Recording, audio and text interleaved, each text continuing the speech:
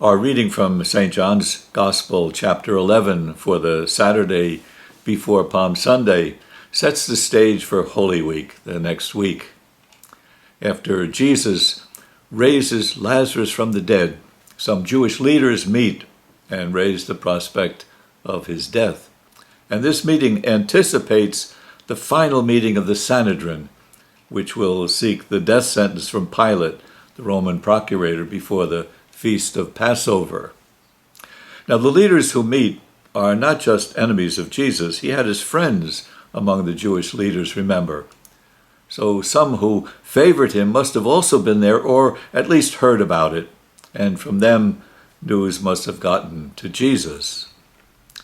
Caiaphas, the high priest, sees political consequences if Jesus isn't stopped. The Romans will step in, and at the slightest sign of a political troublemaker, they will act. But John's Gospel sees divine consequences here. Evil is pitted against good. The high priest unknowingly predicts God's plan in it all. He prophesied that Jesus was going to die for the nation, and not only for the nation, but also to gather into one the dispersed children of God. So good always triumphs. The passion and resurrection of Jesus is God's great sign that good triumphs over evil. God has the last word. And we're called to believe in God's promise over evil.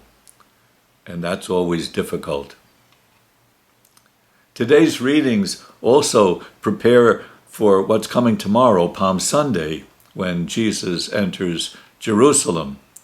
So while the leaders have their meeting in the temple area, Jews are there in the same place who have come to Jerusalem for the feast, and many from Galilee, we would suspect. And they wonder whether Jesus will come. What do you think, they say? What do you think? That he will not come for the feast? He will come. So let's ask the Lord in our needs that he will come. Lord, in our day, we wonder, will you come?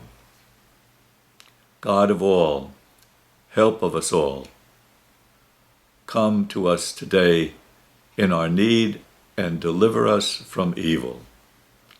Amen.